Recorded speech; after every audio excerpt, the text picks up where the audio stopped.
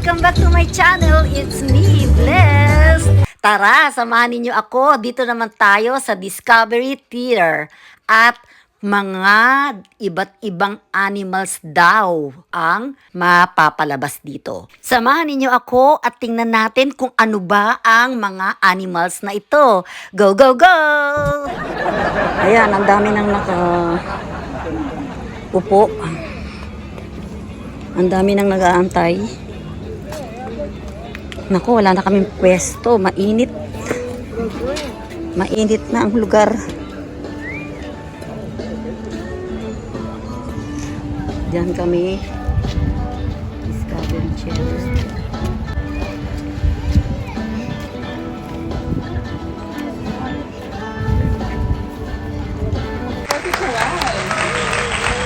Discovery Theater. My name is Virginia and I'm an animal care specialist here. Today we hope to share with you some of our wonderful animal ambassadors. They truly represent the wide diversity of species that we share planet Earth with. Alright then, let's welcome him out. First up is a very special mammal. A lot of you guys might have seen him already on exhibit. His name is Wyatt and he is our gray wolf.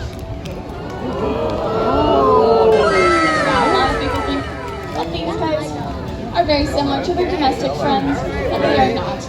Now, he's doing something that many animals will do. They will scent mark their area to let other animals know that this is theirs and theirs to protect. Now, Wyatt does live here with his friend Arya, and the wild these guys will live in packs of between 6 to 12 individuals. Wyatt is about 8 years old, and his friend Arya is about 4 years old. You might hear her howling in the background, and that's how they communicate. These guys will only, please remain seated, do not enter this area. Thank you. These guys howl to communicate, but they'll only howl to communicate within their pack. They will not howl with any strangers. That's why if you guys howl, they will not respond. Let's give a hand for Wyatt. Alright, next up for our next animal ambassador, we will turn to Africa, and we're going to welcome out one of our larger birds. He weighs in about 8 pounds, and his name is Max. He is our southern brown hornbill. He will come from the right side of the stage momentarily. We have to make sure Wyatt is secure before we continue with our next animal. Now this next animal is coming right now. As he walks around, I do like to point out my favorite feature, what is his beautiful eyelashes around his eyes. They're not really eyelashes, they're modified feathers to protect his eyes from the dusty sun of the African savanna. You'll notice he has that super long beak. That beak is used to help dig in the ground to find his prey, which is oftentimes mice, rats, and even snakes. When he catches that prey, he will then pound it into the ground. They have 2 vertebrae in their necks that are specially fused to allow this pounding motion. You'll also notice he has that bright red pouch on his throat. It can inflate and deflate, and it helps amplify his calls and looks very cute to a mate. Let's give a hand for Max, our southern brown hornbill. Alright, for our next animal ambassador, we will be staying in Africa, and we're going to welcome out a kind of cat. Now, a lot of people, when they see him, think that he looks like a baby cheetah because he has a lot of spots.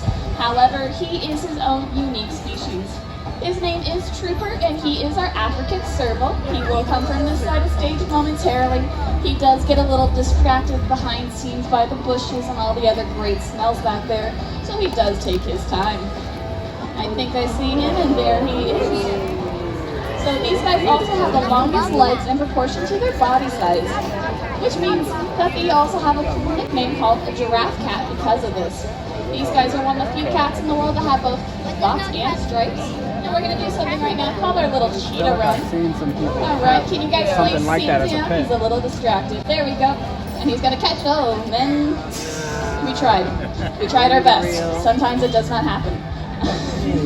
So we tried a little bit of a cheetah cut because we're trying to go as fast. But sometimes we're a little bit ahead of ourselves and he just overshoots. That's alright. These guys are one of the most successful hunters in Africa with a success rate of about 50%. Now that sounds a little bit low to us, but that's actually very good. These guys will eat mammals, birds, fish, and and even reptiles, whatever they can get their little paws on.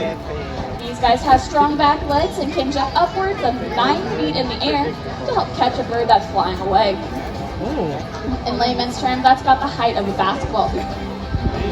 Let's give a hand for Trooper, our African serval. Alright, next up we will be turning to the continent of Asia, and we are going to welcome out a special little guy. He's one of the true flying land mammals. This is Bacardi, our giant Indian fruit bat. These guys can be found in India and the surrounding countries. Most bats can be found around the world. The only places you will not find a bat is the Arctic, Antarctic, and a few oceanic islands. They are one of the most populous mammals in the world. 1 out of 5 mammal is in fact a bat. There are over 1,000 different species that can be found worldwide.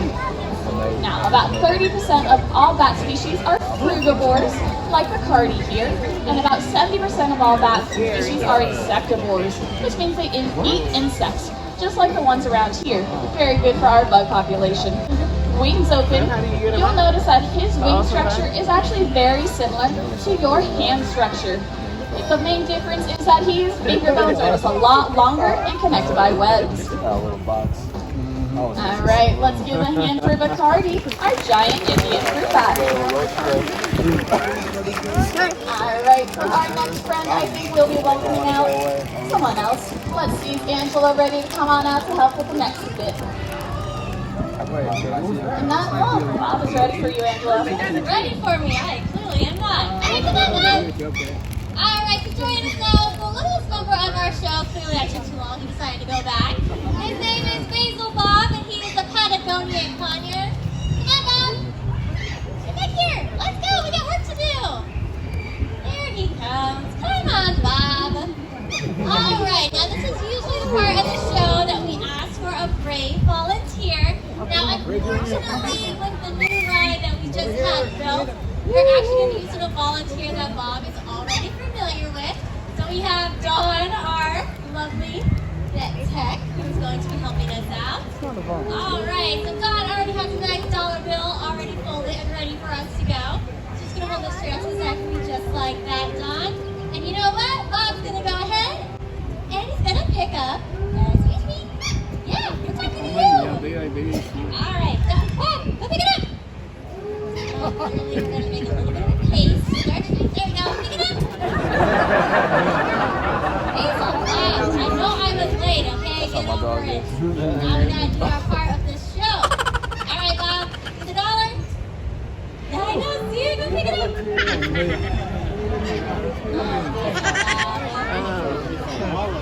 No for Bob. Pick it up, Bob. There we go. Come on back, sir. Thank you very much. You did a great job. Thank you. All right, well, since that went so well, let's try it over here, but with a 20. Let's get this head down real fast. I'm actually just kidding. We're going to do the right thing and give Dawn back her $1. So Bob's going to go ahead and... back to, again, chewing up on that lovely little tree. Alright, man. Gotta put the money back. Yep.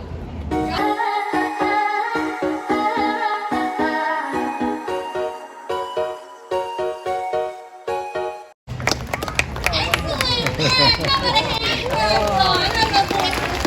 Mr. Basil Bob. Okay, Mom, lots of there. We're going to actually get to leave. There you go. See you later, Bob. Back to you. Okay, sorry, that was just a great time.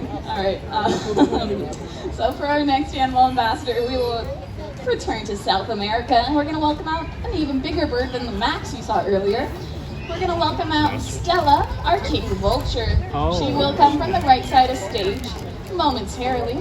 One thing I do like to mention about her, most vultures are the dark brown, gray color, but she will stand out because she's nice and brightly colored. She likes to take herself. There she is. Now, Stella is a king vulture. These guys are called king vultures because they are oftentimes the first ones to find the carcasses and rip it open. This will let them get the choice best meat they can, and that it will let other scavengers later eat as well. As she moves around, you will notice that she has a weird bright orange pouch on top of her beak. That is called a caruncle.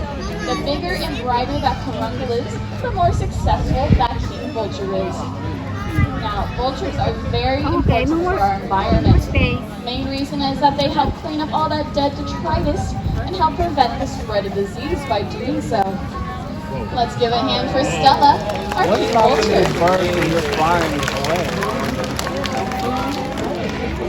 Alright, for our next animal ambassador, we will remain in South America, I believe. We're going to welcome out a kind of parrot similar to Bob, but this guy is Gracie, our scarlet macaw.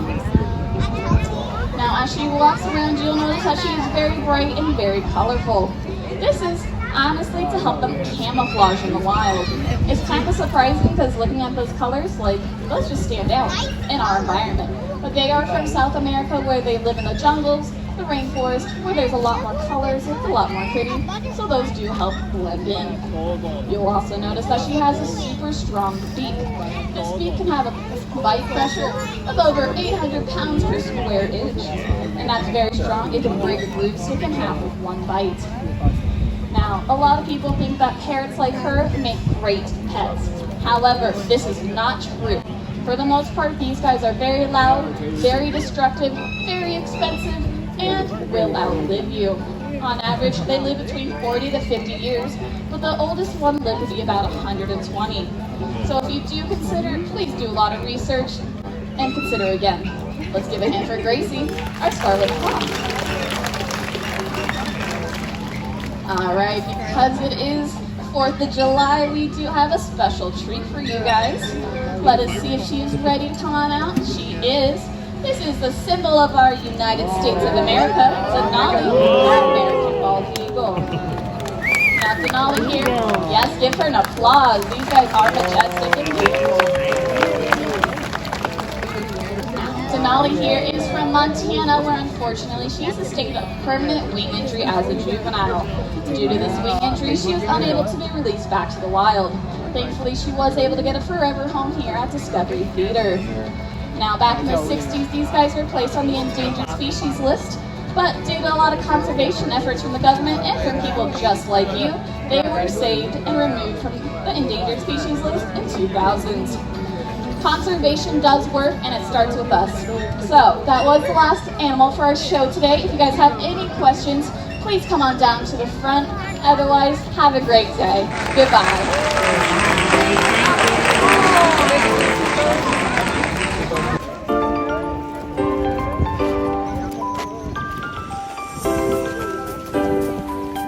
Guys, thank you for watching. See you again next time. Please subscribe, like, and share.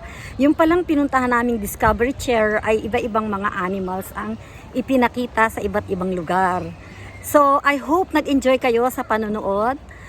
And see you again later. More and more surprises to watch. Bye for the meantime.